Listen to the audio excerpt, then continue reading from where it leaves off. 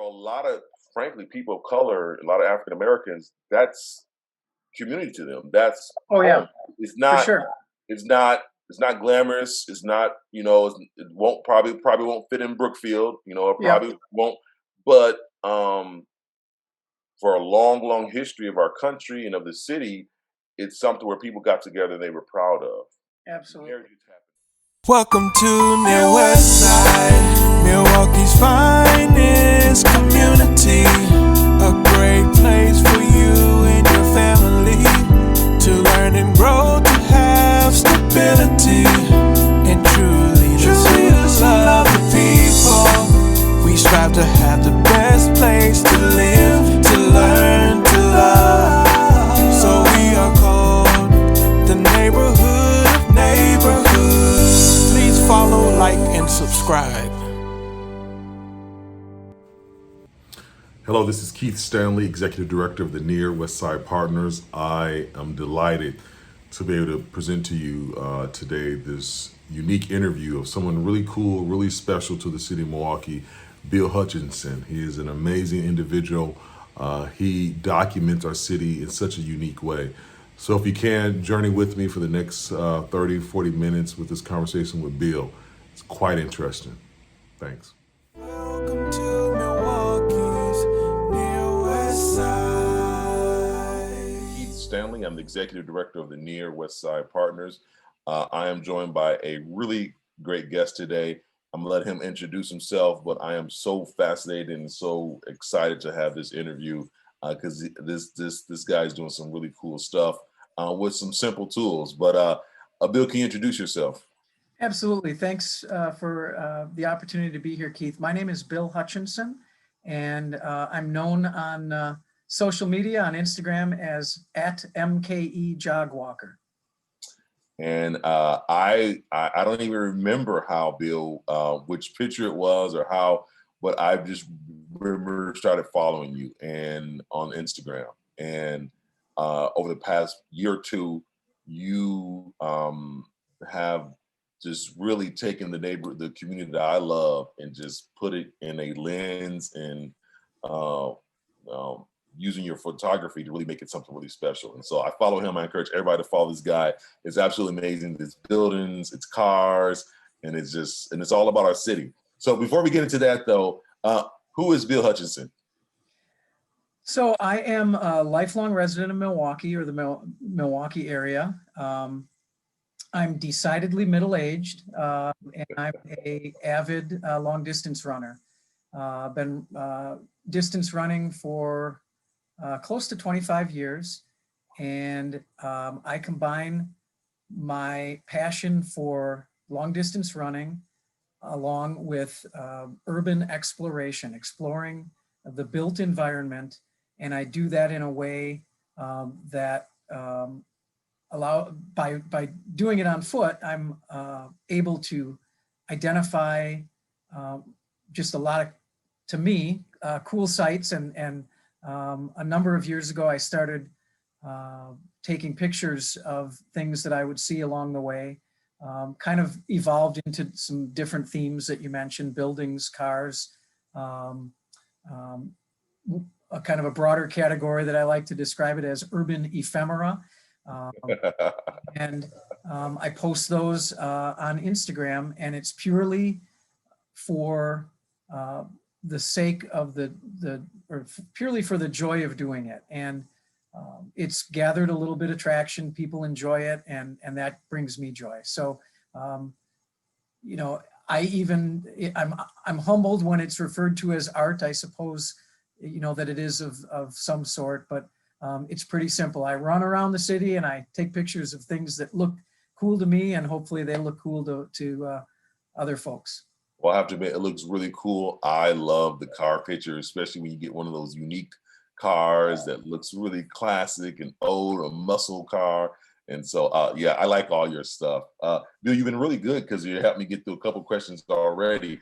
But I'm curious, what inspires you? I mean, you can spend an eternity taking pictures of just one block, much less a city.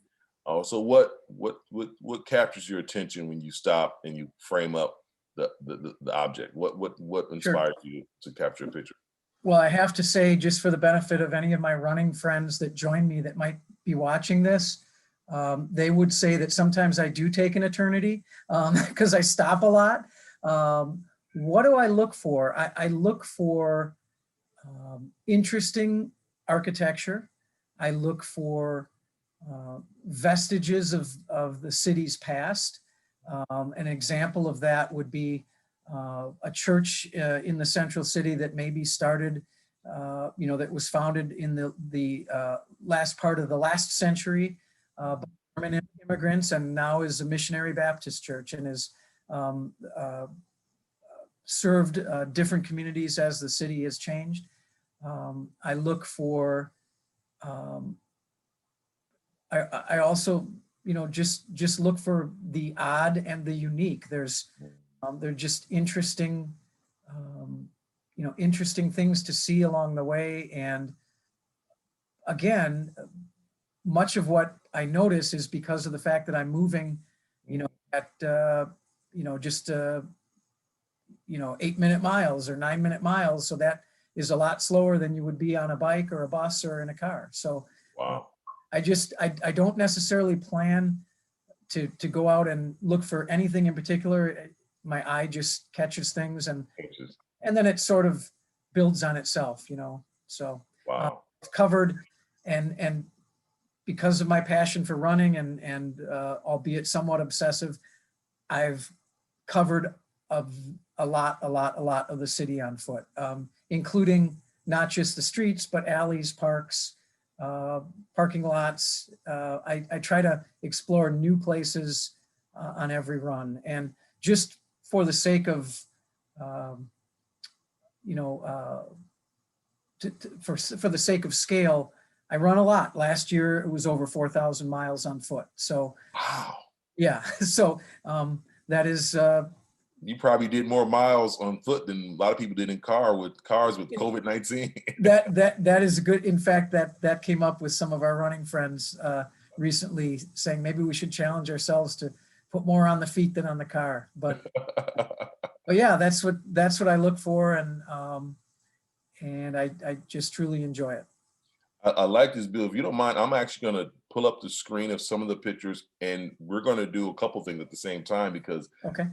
I want to ask some of the questions still, but I also want to get the audience a chance to see some of these cool pictures, and we can talk about the pictures and still ask some of these questions. So let me go ahead and share this screen here, and we're going to go ahead and move on in. There we go.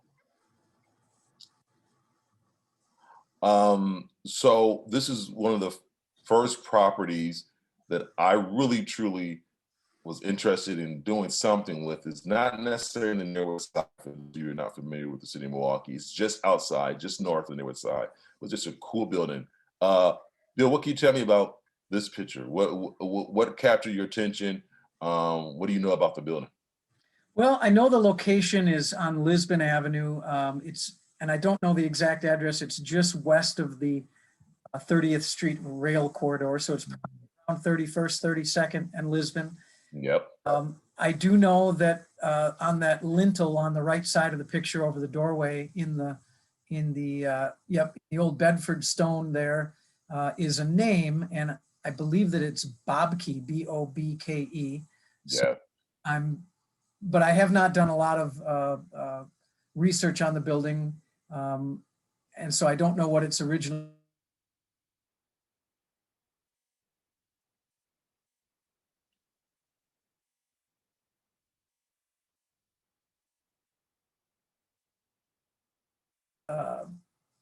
We have a building that's probably seen better days in terms of the structure. It's been boarded up, but it's been now used as a canvas for art, and hopefully it will be put to use on the interior. I'm not sure if it's used currently. The other thing that caught my eye when I stopped to take this picture is the photographer would call this time of day the golden hour. It's, the hours around sunrise or before sunset. The vast majority of my runs in the city happen during that time. I generally start, 5 in the morning at the earliest, and up until 8 or 9 o'clock. And so the light really caught my eye here as well, and the way that it played on the brick and on the muraling on the building. Well, that goes into my question as far as your method, the MO, your method of operation. Yep. How do you? So it's early morning jog. Are you taking pictures with your cell phone? Do you have a more professional setup? How do you operate when something captures your eye? Yep, good question. Thankfully, the technology has advanced so wonderfully with cell phone photography. All of the pictures that I take are with a cell phone. Currently, I use a Google Pixel. It has a pretty good camera on it, and I carry it in a waist pack. Not a very technological setup. It's actually stuffed into a plastic sandwich bag and tucked into my waist pack. Then I stop when I see something that I like, and I snap a picture, and then I'll post it to Instagram. Later that, at some point in the future, I generally don't post while I'm out there. I save them for later. I also, as a person that tends to gravitate towards the excessive, I do limit myself to 2 posts per day, one in the afternoon. And that is just my own insurance policy against my tendency to overdo it. So go all in. Yes. Well, I'm glad. Let's let you know you really shine a light on our city in a beautiful way. Let's go to the next picture. Okay. This one captures my attention because I snapped a picture of this some years ago. I love this. What you've done here and how you, as it cropped or framed this object. Tell us a little about this. And I assume you do a lot of running even in the winter. Even in the winter, yeah. I run every day. I haven't missed. I'm on a running streak that's over 7 years daily right now. So I run a lot. Even this particular photo was taken in one of my favorite locations in Union Cemetery.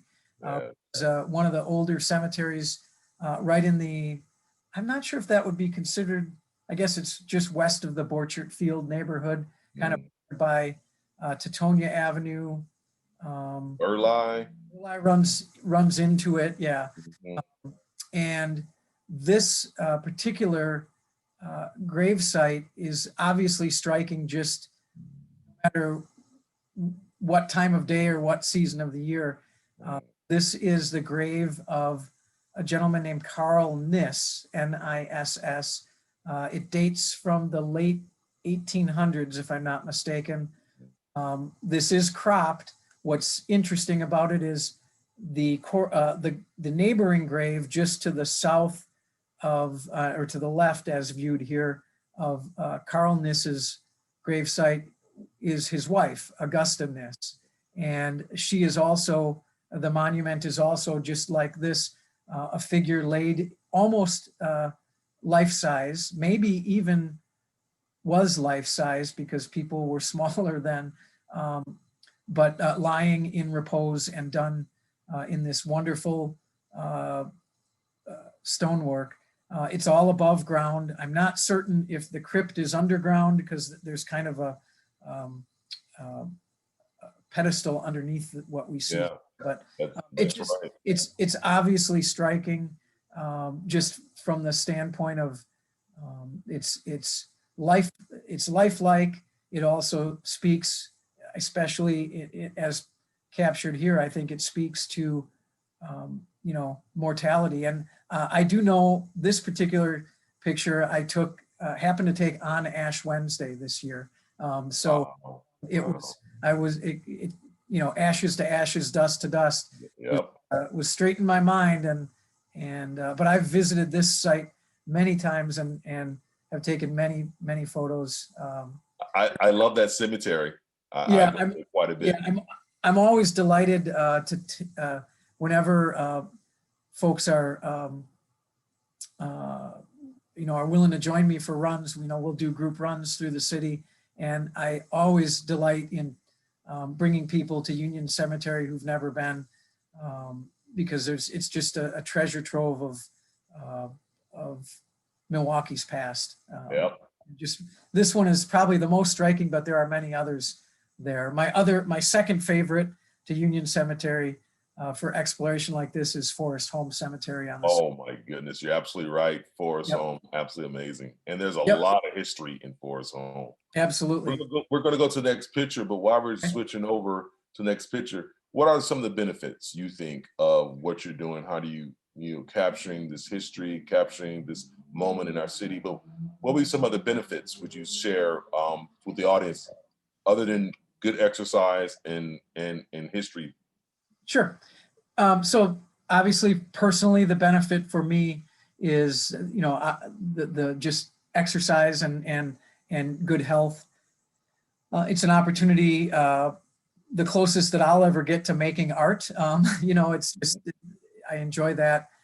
But what I truly do enjoy, Keith, about capturing these images and sharing them with whomever's willing to view them is it paints a picture of Milwaukee that many people don't see. And I think it's an opportunity, even sometimes accidentally, to provide a different framework that people can view the city from, and ideally maybe break down some misconceptions. Yes. Show that despite the fact that we have a host of challenges like every other city, with poverty and systemic injustices and racism and classism, that there is beauty to behold in all areas of the city. There is community happening in all areas of the city, and to challenge the idea that, to remind, I think, the viewer of the city's worthiness, frankly, and also to point out the work, the vast amount of work and important work that still needs to happen. And that was, and we spoke before we started the interview here this morning, that while I was so humbled and pleased to be asked to speak with you, because your organization and many others lead the charge on that important work. Well, I will say that's what captures my eye with your work, is that each picture to me tells a story about our city. And as you mentioned, it's these buildings, the infrastructure serves so many people at different times of our history, and the importance, the glue that has brought us together: life, death, marriage, birth, and even just a daily trog, where there's just a daily trog. And so when I look at some of those pictures, and I say, oh, I drive past that every day and just didn't even think about it. And so I mean, you definitely shed a light on the history of the community itself, what it means to live in the community, and so much more. Bill, tell us about this beautiful picture, real quick, in the near west side. Yeah, before we get to this house, I just want to share just a really quick anecdote that made my day, probably made my month a while back. I posted a picture of a building, and a woman who I don't know in real life commented on my feed that she had seen me taking the picture, and she thanked me for capturing the city. And it just gave me great delight to be out there. So if you ever do see a decidedly middle-aged average runner with a blaze orange hat cruising through your neighborhood, give a honk or give a wave, because I'm glad you said that, because I would imagine there's got to be at some point I've seen you around. There's got to be some, and I just didn't even know. You could have been jogging right past my house. I wouldn't even. Yep. So this picture is a beautiful home, and I should have put some notes down, because I know it's in Merrill Park. I believe it's just around 33rd, 32nd Mount Vernon, I believe it is. Yeah, it's well, I do know the location. It's on the corner of 34th and St. Paul. Hmm. I had the date on it. I had looked up this house because it's so striking. I believe that it dates to I think it's 1889, if I'm not. Wow. It's just obviously a gem of an example, architecturally, of our very famous Cream City brick. This city is known by some as Cream City, and I think even the Milwaukee Bucks have co-opted that in one of their alternate Sunday jerseys or something where it says Cream City. But yeah, it's Cream City brick, and this particular house had been in pretty poor shape not terribly long ago. I think within the last 15 years. If I'm not mistaken, you may know the backstory, Keith, but I think that this was owned by the city at one time, and the current owner has truly brought it back to its original glory, and it's a sight to behold. And this is one, but there are many like throughout the near west side and throughout Milwaukee, where thankfully,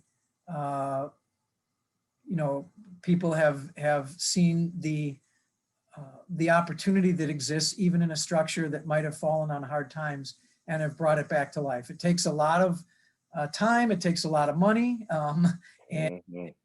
there are some practicalities, but thank goodness, because this is why a house like this and other important structures give the neighborhoods their sense of place, their sense of time, and their uniqueness.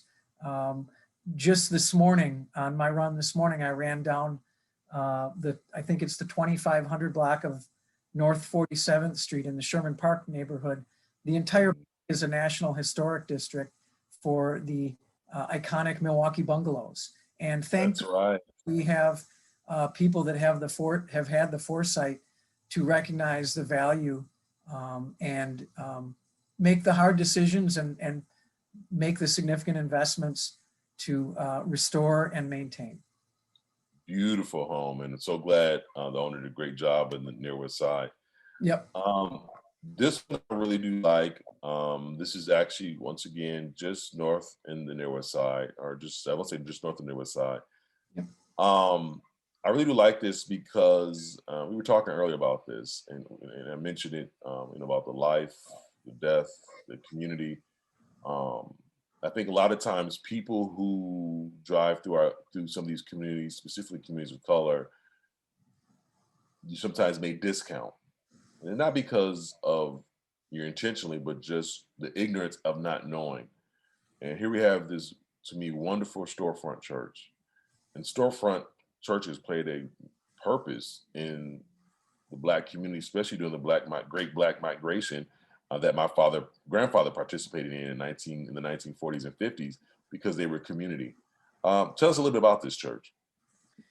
So this is just west, I believe, of the first picture that we talked about this morning on Lisbon Avenue.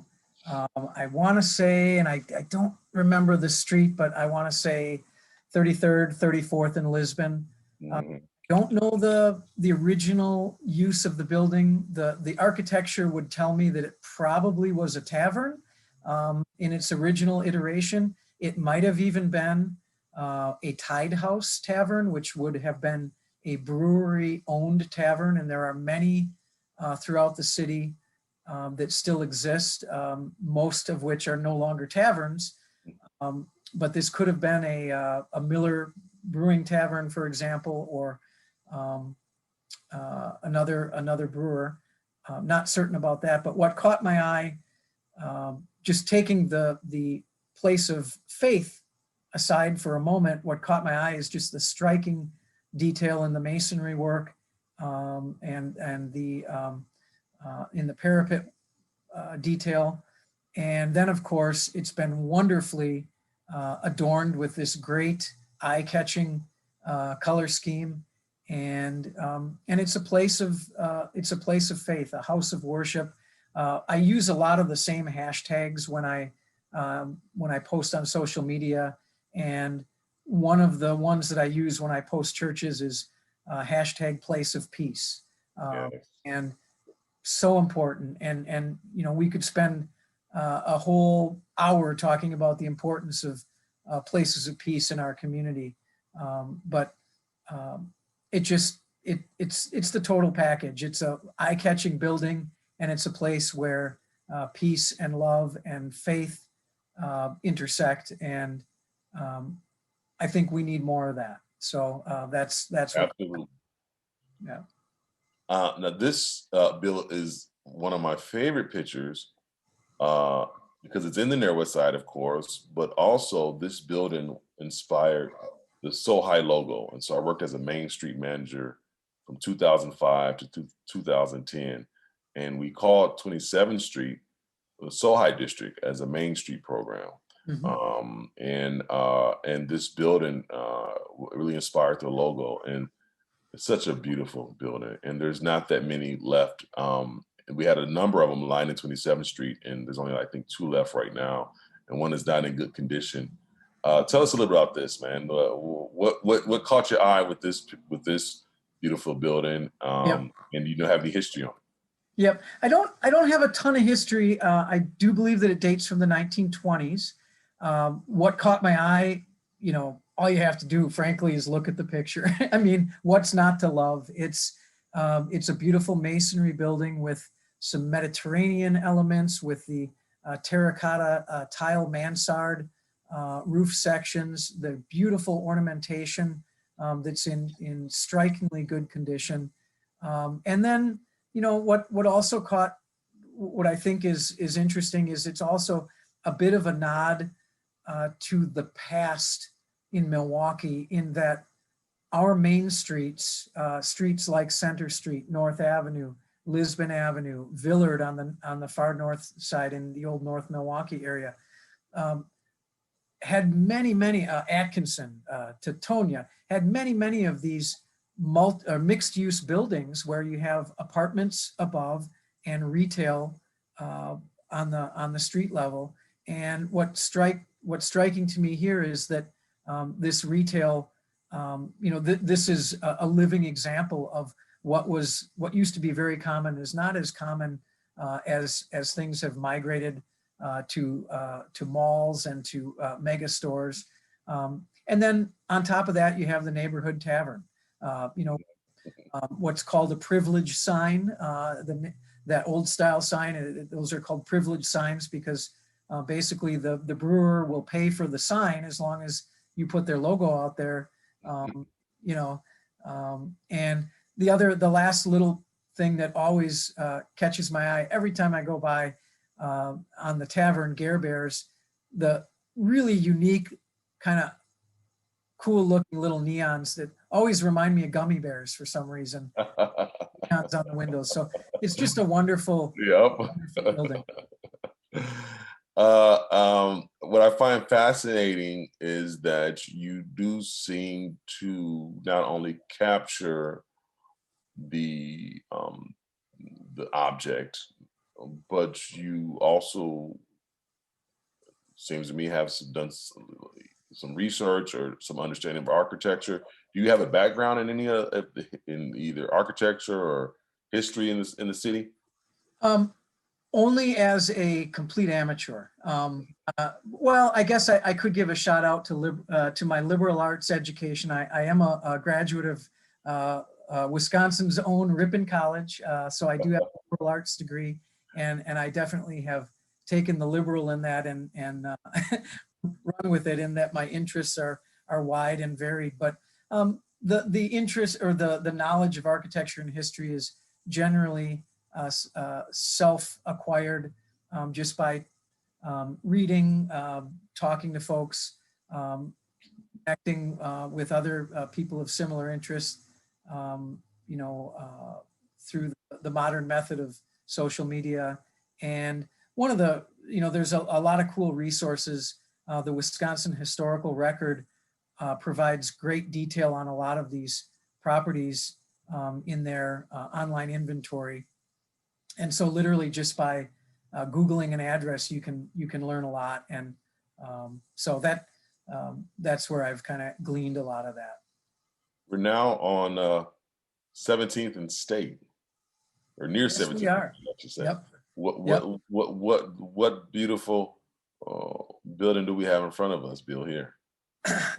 Now I'm going to have to remember, I can't remember if the name is St. George. It's on State Street. It's a Melachite. I might be butchering this. This is where we get into the amateur portion of the program. It isn't, I can't remember the name specifically. I think you're right, Melachite. I know they call it Greek Orthodox. Well, Church? it's an Eastern Orthodox, an Eastern Rite. Mhm. So this is an order of Catholicism that originated in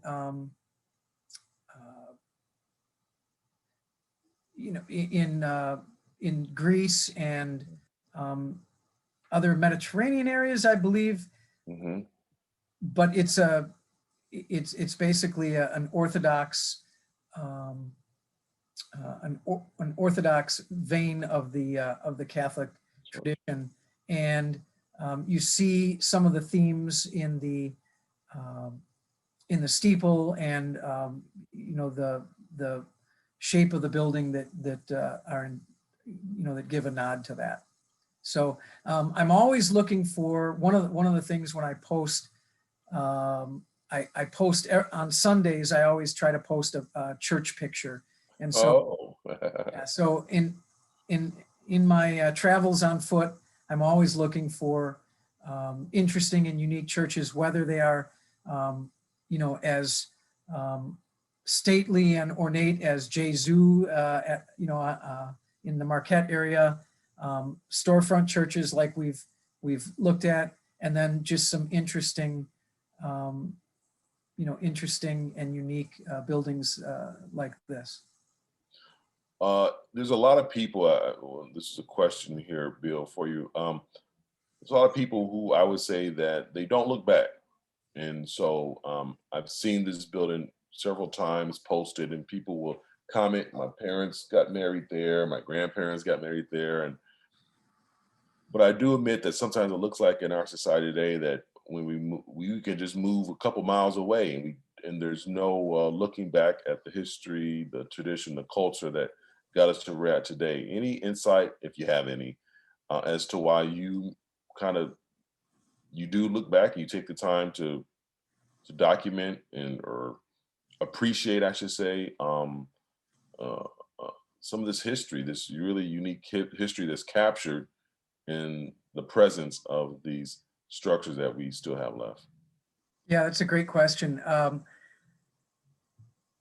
One of the experiences that I truly enjoy is moving through the city, and it's almost in a way like moving in a fourth dimension. And I don't want to get metaphysical, but it's the idea that I'm here experiencing the now, but by just looking for some context and looking for some some markers of the past, I can almost put my mind in and view what this was like, what this neighborhood was like 50 years ago, or 75 years ago, or 100 years ago when these structures were new.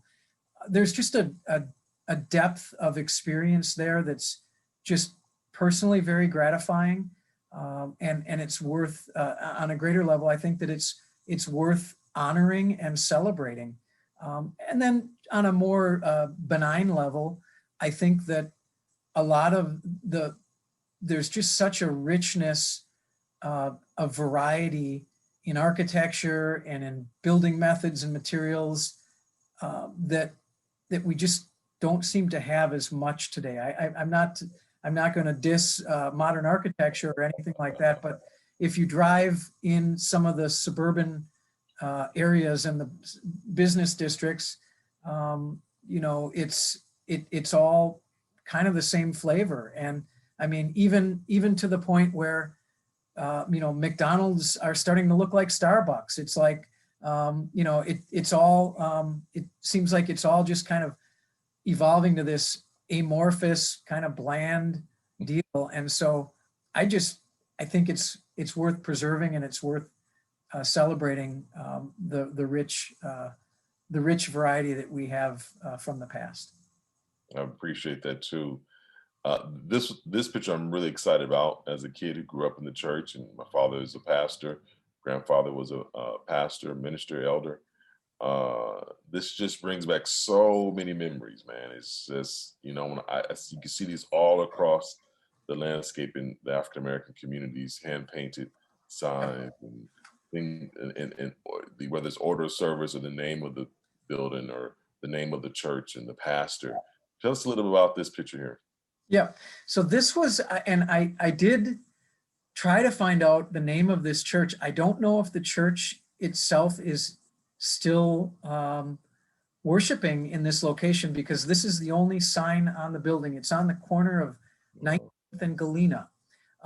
And I tried a little bit internet research, couldn't find much. It's the building, as I recall, is not historically a church building. It would be kind of, you know, maybe some mixed use house or multi-unit housing, but it's a nice stone building.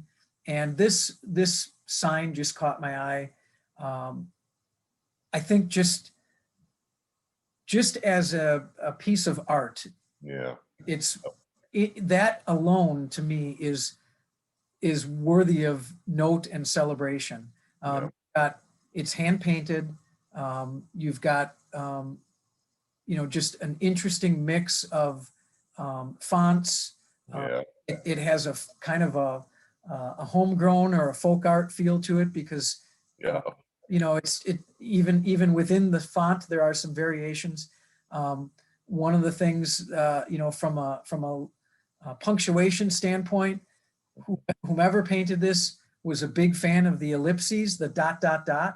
And what caught my eye the most on this are the 5 or 6 ellipses after the word pastor. It's like when I'm reading this, I'm on the edge of my seat, pastor. ... Yeah, and I just think that it, you know, that's wonderful. From the story that it tells, and you talked about it, obviously places like this, whether, you know, and many others in the city, I mean, there's something happening here every day, and it lays out the schedule. And to me, as a person of faith, this also could point to a reminder that, hey, what are you doing? How are you being faithful today? You know, and you know, this is kind of like a little, you know, prescriptive nod to faithfulness. So I think it's just a wonderful example. And I'm glad. I have to say that it is gratifying for me to hear your take on it, because it kind of reinforces. Sometimes I think, you know, some of the stuff that catches my eye, like, is this interesting to anybody else? So it definitely is. And for me, is when I think it's a little bit of affirmation about a world that's, you know, I would say this recently.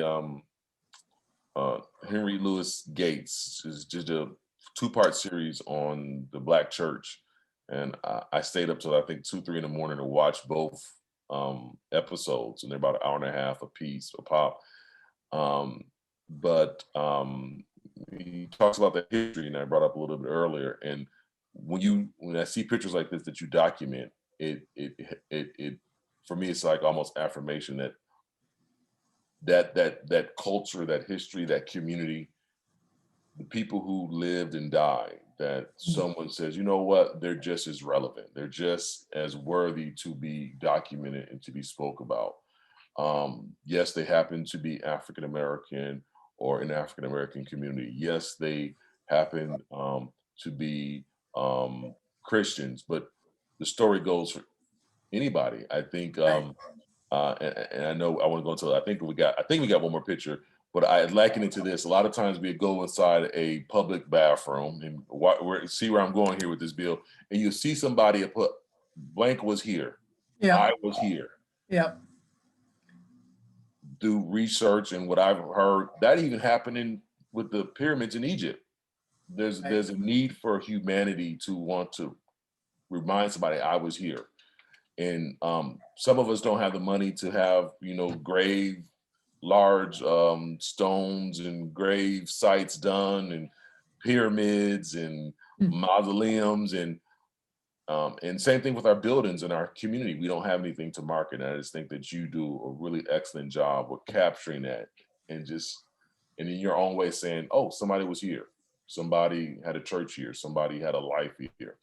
And if walls could talk, but the way you do it is by capturing the picture. So I really enjoy it, man. I really do. I thank you for that. And that it's interesting. One of the things we haven't, and I don't think we're going to look at any of the car pictures, but one of the things that is interesting to me, and it kind of carries that theme. I take pictures, as I mentioned, of not just buildings and signs and whatnot, but I do take a lot of pictures of cars, and many of the pictures of the cars that I take are, what one might refer to as a hoopty. They're not always in the greatest shape. They maybe are rusty and barely hanging together. But what gives me the most excitement, and I don't know, it's just hard to explain to an extent, but seeing a car that might be from 1978 or 1982, which to a guy that's 51 years old like myself is not that long ago, but you very rarely, if ever, see an example anymore. It's that affirmation of, hey, 1978 happened, 1982 happened. And there's some, I don't know, you Yep. something when you talked about that, just affirming the past, even if it's the recent past, and even if it's, with the case of some of these vehicles, that maybe it's, some of the, not the greatest time in design or, technology or whatnot, but it's still worthy to be noticed and celebrated when it's Absolutely. There are tons of cars that I know probably have never won any awards, and trucks and even vans that you take pictures of, but it's so cool. The backdrop, the lines, Yeah. the designs, Yeah. the fonts of the writing that they have Yeah. on the car, and just the paint. And so I just really appreciate that. Before us, we have, and I wanted to get, I think this is the last picture. Yeah. I wanted to get this picture in, I believe it is because, in the Near West Side, we have anchor institutions. And anchor institutions have served, when we say anchor, they've been there for a very long time. They help define the Near West Side. One of those anchors is Marquette University. And this building to me is so cool. In my mind, when I walk past it, I call it the Honeycomb Building. But Right. Tell us a little about this picture in this building, what you know. So one of the things that I like about it is that it's almost exactly as old as I am. I'm barely a child of the 60s. I was born in November of 1969, so I barely made it as a child of the 60s. And I believe that this building, which is, and I'm not sure if I have the pronunciation right. I know one of my friends who teaches at Marquette in languages is going to give me some static if I pronounce it wrong, but I think that it's Lallemeier Hall. Okay. Forgive me if I'm messing that up, but I think this originally was the site of this or built as for the School of Languages at Marquette. What is striking to me is it's a great example of modern architecture, and it definitely is one from a style and design standpoint that probably is fairly divisive in terms of people's opinion as to its merits. And I'm choosing my words carefully. Some people might look at it and say, that's the most hideous design ever. And others would say, oh my goodness, this is awesome modern architecture. I am in the camp of the latter. I think it's just a cool, unique snapshot of that time in design, and it's truly one of a kind in our cityscape. So it's cool shot. The other thing that I will say about this image that gives me a smile, having slogged through my run this morning on the 4th of March, although I was in shorts, but still with gloves and hat and whatnot. I love seeing the green grass and the green trees. Oh, yes. That gives me hope as only March 4th can. Well, I have to admit, I'm probably mess these words up. I am not a photography guy. The composition and the colors and the green trees pop out with the gray background of the building. And so when I saw this, like, it's once again, it's just cool. There is stories to be told. When that building was built, there were students, entering in and out, and have been ever since then. And so that's what I kind of like, because it allows me, each picture that you post, and I think we're pretty much wrapping up here, but each picture you post allows me to dream and imagine of what people were thinking and what they were doing. And man, I really appreciate it, man. So what's the future for MKE Jog Walker? Oh, I would say after this Near West Side Partners interview, I guess the next thing is a world tour, right? I mean, yes. Isn't this the launching pad, Keith? This is it, man. Yeah, it's going to go viral. What the future is, I'm going to keep moving as long as I can, and continue to enjoy and explore the passion of running and exploring the city. And I'm going to continue to be a champion for our city. I appreciate that. And I would encourage anyone that my true hope is that if anything, I can inspire people. If it's not to get out there and move, at least get outside and look around. There's so much. I think the pandemic really forced us to our worlds got smaller in many ways. But I've said it in the past that doing what I do, many days I feel like a tourist in my own town. I've lived here more than a half a century, and yet every day, despite thousands of miles on foot, there are new things to see. And along the way, I'm going to continue to greet my neighbors. I'm going to look them in the eye. I'm going to smile and say hello. And that little act of radical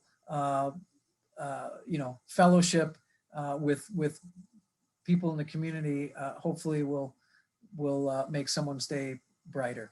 That's it. Well, I will say just a couple parting words. I want to say, first of all, thank you for this interview. I was thank so you for excited the opportunity to accept.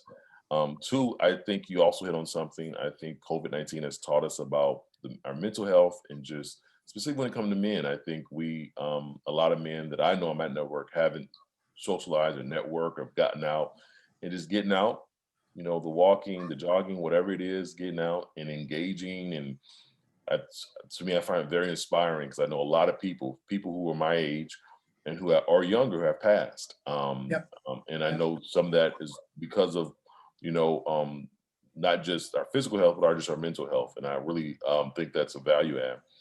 And the other thing too, I just want to say, I hope, and I'm sure you have, my two favorite streets in the city of Milwaukee outside of the Near West Side is Roosevelt from start to finish. And then I believe it's Hutchinson. And for two different reasons. Roosevelt, I am just amazed at the architecture of the homes. And it's such a strong street all the way from its start, I think, which is east of 60th to Capitol, basically. Capitol. Yep. And so I will look out. I'm sure you have pictures already of Roosevelt, but I will look out for that. And then Hutchinson, because I think for me as a guy who believes in developing urban communities, that there's so much infrastructure there that just sitting, waiting for someone to have a vision and to do something with. And it's just really cool. So I'm looking for more pictures from Hutchinson. Well, I'll tell you, it's funny that you mentioned Hutchinson, because it's some of my favorite cities, especially for the treasure trove of photographic opportunities are the angled streets in Milwaukee: Appleton, Fond du Lac, Lisbon, Atkinson, Hopkins, Teutonia. But just this past Sunday, this is a great way to wrap this up. Just this past Sunday, I was on Atkinson, and I took a picture of a church, and the title or the name of that church is Holy Recovery. And so, I mean, that's it. Like, so be looking out. I will tag you when I post. Please do, man. I have many Atkinson pics in the vault, and I'll tag you. Please do, man. Please do, man. Yep. So what's your tagline so people know? Yep, it's at MKE Jog Walker, all one word, at MKE JOGWALKER. And that's all on Instagram, or do you? All on Instagram. Yep, that's my only real social media platform. So. And I love it, man. I love Instagram. I can just double click to like it, and I'm good to go. Yep. Bill, with that said, we're going to wrap it up. Thank you for the time and opportunity today. Keep doing what you're doing. You're inspiring many people. There's a whole group of us who's like, yeah. So we appreciate it. And continue more pictures, man. I'm looking forward to seeing what you post. I'll be there. I thank you. And again, Keith, it was really nice to chat with you, and I appreciate the opportunity. Welcome to Near Westside, Milwaukee's finest community. A great place for you and your family to learn and grow, to have stability, and truly love the people. We strive to have the best place to live, to learn, to love. So we are called the neighborhood of neighborhoods. Please follow, like, and subscribe.